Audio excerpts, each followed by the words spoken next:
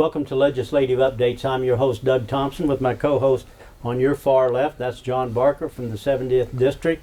And in the middle, in between, is Dan Hawkins from the 100th District out of Wichita. And Dan is a House Majority Leader. So, John, boy, there's a lot going on right now. There is every day we're getting, press releases from the governor. It's been 2 weeks because we didn't do one last week since we had a show. We're still on phase 1, but she did come out with a program that would move us to phase 2, which additional openings. Now restaurants can open. We've had a couple of them. I was at the farmhouse earlier in the week and had dinner with my wife. Then today I took Dan down to Sips. We had lunch together in Abilene. Good spots? Good spots. By the way, that's the first time I've been out since this all happened. Yeah, because Wichita's not open. Yeah, a lot of Wichita restaurants aren't open yet. And I'm, just having conversations with people. A number of business owners, to include restaurant owners. They're trying to work within the system that she's established. They're all looking forward to phase 2, which starts the 18th of this month, which you can have larger gatherings up to 30. Beauty shops and barbers will be able to open with certain safeguards. I've talked to some superintendents of schools. I know Solomon's bringing their students back on, I think, at the 18th with their teachers. Some of the students that need some additional help, so that's good. And I talked to other ones about what's your plan for the fall, because everybody's talking about this could have a resurgence of the virus in the fall, and they're all working on that. When I talked with Justin Cope, the superintendent over in Solomon, he had been in a meeting with about 42 other superintendents, and some of them mostly from the eastern part of the state, and they were having real problems because they have a lot more students.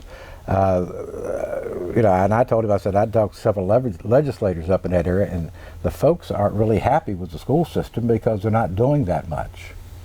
And I've talked to students here in Abilene that were seniors and 10th graders that had some concerns. They think they're getting over amount of homework that they should get, which I kind of understood, but what they don't have is being able to contact a teacher to ask questions. Yeah.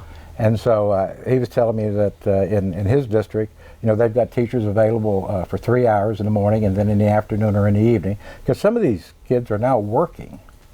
They got jobs. Especially the farm kids. Farm kids are, how farm kids are. They're working from daylight to sundown. But so I think they're planning for the future, and I think that's a good thing. And I understand that we may be having a virtual graduation. I'm not sure how you do a virtual prom, but a graduation, all right, we can do that. I've talked to some of the city officials, and they think that as long as they take all the social distancing safeguards, that we'll be all right. Of course, we've only had 2 cases in the county, which we're fortunate. Right. And with that, they've got a few things. As you mentioned, you had court yesterday in Abilene. I've got court next week at a couple of different locations. We've got our safeguards in place. So it's gradually getting better. I do feel sorry for some of the private businesses because they have suffered the most, particularly the hairdressers and the barbers and those people that have in close contact with people. But with the safeguards, hopefully we'll not have an uptick of cases, and hopefully towards summertime it will get a lot better. And I know the pool's not going to open, and the kids are going to be disappointed with the pool not being open. But we've survived pretty well, and so hopefully it will only get better from here. But it's important to look at these phases. I'm not particularly impressed with the governor's plan because she doesn't have any protocols of when she says we're going to phase 2, but it's up to her. But what thresholds do we need to meet to get to phase 2? And if she chooses not to go to phase 2, what is the reasons that she's going to justify? Right, I understand. So that's basically been it. Dan's been in a meeting on a virtual meeting, I guess, or a telephone conference on Wednesday about coming back. It's scheduled to come back for 1 day. we're going to lose a lot of legislation that all of us have worked hard on. You know, I've got sports books that I've worked, put a lot of time in. I've got the smoking bill that, you know, changes based upon the federal guidelines from 18 to 21. Number of alcohol bills. Other committees have their bills that we'll probably lose. So this will probably go down to a year that 2020 will be the legislative least productive year in history. Wow. We're going to cut away, take a break. When we come back, Dan, I want to visit with you. Yep. And there's a lot going on in Wichita, too. We'll be right back. You're watching Legislative Updates. Welcome back to Legislative Updates. I'm your host, Doug Thompson, with my co-host, John Barker. And John, and in between us, of course, is Dan Hawkins from the 100th District out of Wichita. John, I have a question on what you had gone through about the counties. You were talking about, of course, Dickinson County and the other counties that you're covering, but are each of the counties set up on their own plan, or is it one plan from the governor that covers every county? Well, the governor put out a plan, but she gave latitude to the health officers in each county to be more restrictive than hers. For example, Johnson County or Sedgwick County, where Dan's out of, you know, they've not opened their restaurants, correct, Dan? Well, they can. They can? There are just many restaurants just haven't opened. But each of the county health officers can make that determination on their own. So they could be more restrictive, but not less restrictive. Not less. Yep. Right. Okay. All right. So. I understand. Well, Dan, of course, you're in the 100th District. You're the House Majority Leader. And what's going on in your territory? You know, down there in Sedgwick County has kind of taken the stance that they're not going to be more restrictive than what the governor's plan is. So everything that the governor laid out, they're actually doing. It's just been interesting that many of the restaurants have been a little bit slower to open, which kind of surprised me. I kind of thought they would open up fairly quickly. I probably hear more by far from the beauty salons, hairdressers, barbers, that they're upset that they can't open. A lot of them already had kind of figured out how they would do it. They already have a certain amount of hygiene that they already have to perform, sanitizing their equipment and everything, and they really had a plan to be able to open up, and they weren't allowed to. I agree with John. Our businesses have been hit terribly hard. In fact, a lot of people think that this economy is just going to fire back up, and it doesn't just fire back up. It takes a while for things to improve. People are still pretty reserved and staying at home, so they aren't just going out automatically and doing things like they did before. So I think we're going to have a little bit slower uptick in our economy, and of course, as you know, it's really killing our state revenues too. So we've got some serious problems. Yeah, I was going to ask you about that. What's the projections on lost revenue? What is there a percentage that they said we're going to be a dollar amount or? Well, back on April 20th, our consensus revenue estimating group came together, and that's where the projection came from, that we would be down about $1.3 billion between the remainder of this fiscal year, which ends July 1st, and then the next fiscal year, July 1st of this year to June 30th of 2021. $1.3 billion, that's a lot of money. Literally, when we left, we really worked hard when we were getting ready to leave. About 2 weeks before we left Topeka, and everybody went home, we really concentrated on what it was going to take to give the state some financial security, and knowing that everything had been done budget-wise. And we went through a budget, passed a budget. That budget was quite a bit more than last year's budget, so it should have been okay. It's interesting that we started out this year with close to $1 billion in reserve, and through this revenue estimating group, they're estimating that by the time July hits, we'll be down to only $200 million left in reserve. And then next year we would be a minus $653 million.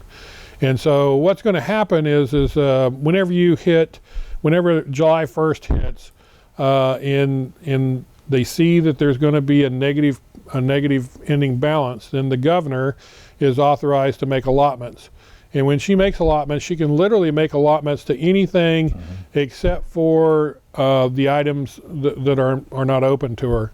So anything in the state general fund, that we would pay out. I mean, she can start making allotments to those things. So, schools, agencies, all of those things, all of the different Medicaid, everything's open. Now, if you remember back during Sam Brownback's era, there was a time when he had to make allotments, and he did make a few allotments.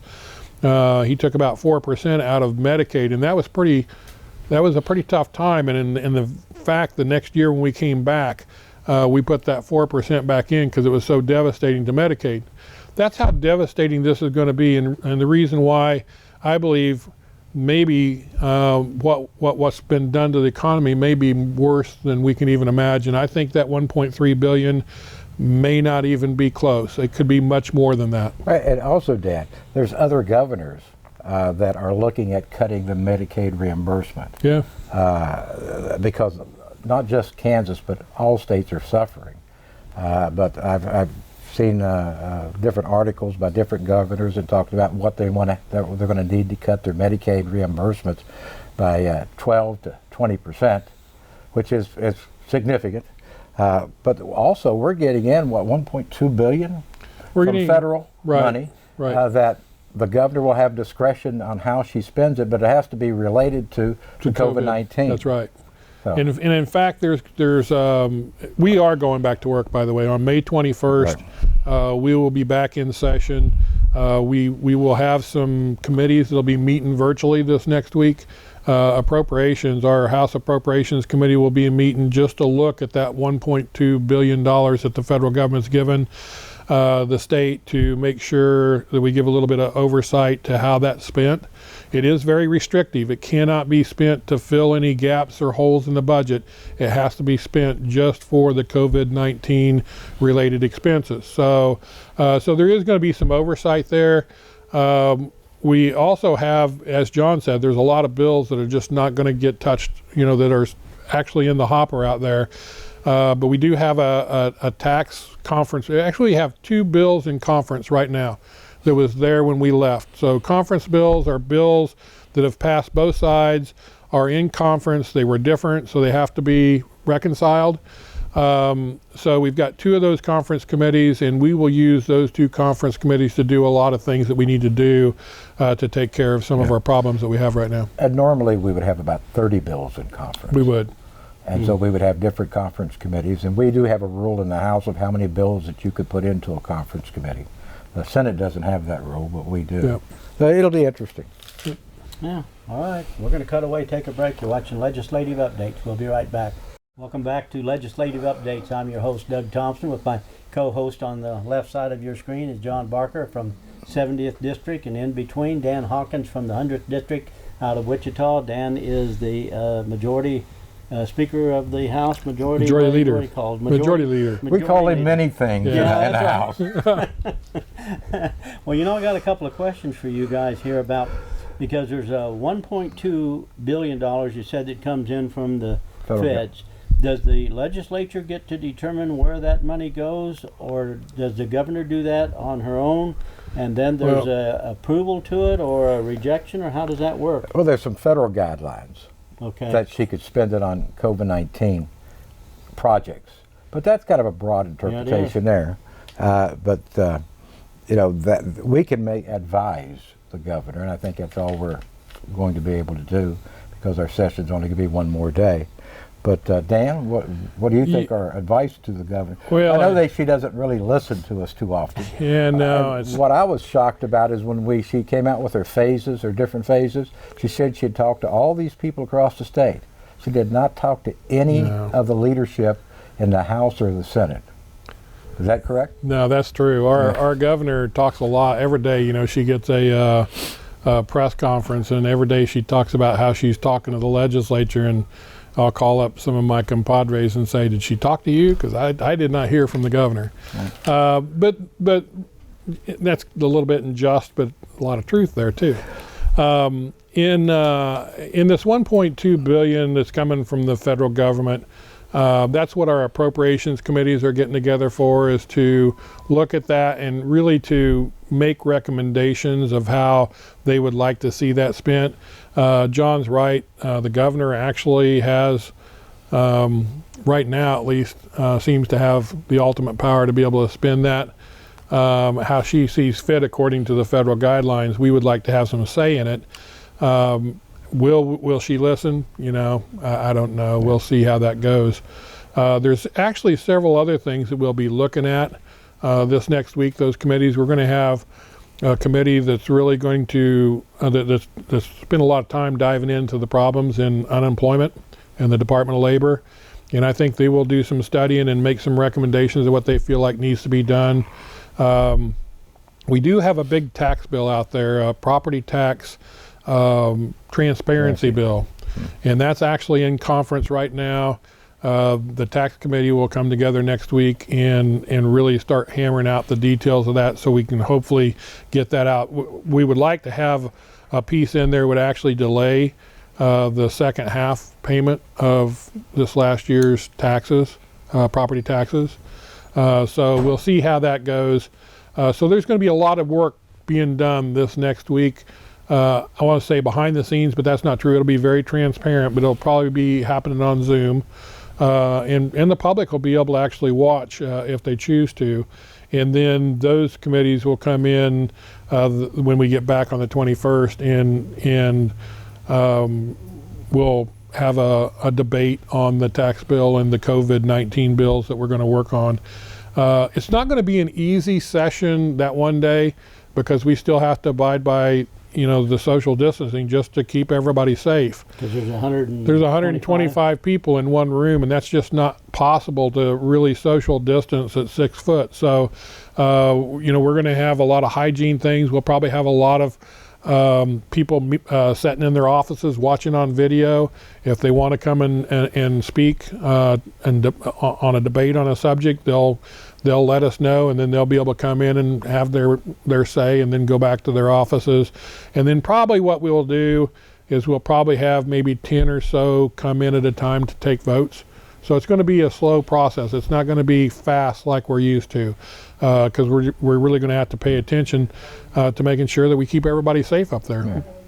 Yeah. One of the things we were talking about, the 1.2 billion that comes from the federal government, I noticed that like the Secretary of State's office got a little over $1 million of that, $1.5 million, for elections, because he's going to have to put out masks for the election in August and in November, and give the poll workers, the covers that they need.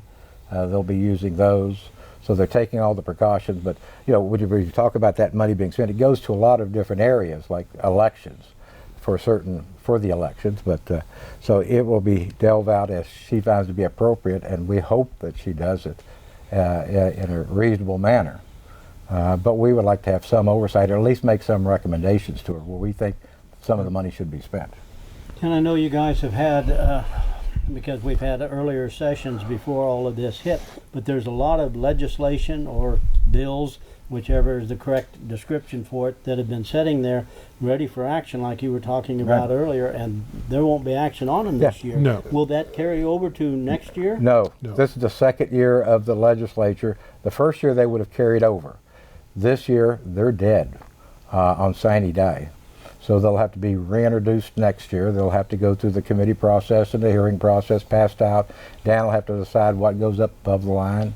We'll debate them and then pass them, and hopefully next year we'll have a full session where we can get them over to the Senate and get them passed. Well, and some bills are actually already dead. So any bill that was non-exempt, so like John's committee is an exempt committee. We have 3 exempt committees. Those bills are all still alive. But any non-exempt bills that are in the opposite chamber are dead right now. They died on May 1st. Right. So really what we're talking about is a smaller group of bills that are still exempt from those time frames that'll still be able to be worked on that day. Okay. Well, these are interesting times, because you guys think about how when we started, and the idea was, well, Kansas is getting in so much better shape, and a variety of reasons. There was money that was going to be put back into the Capers account, and that was going to save a lot of money. But now everything's sort of changed. Yeah. We're going to cut away and take a break. When we come back, we'll wrap this up. Okay. We'll be right back. You're watching Legislative Updates.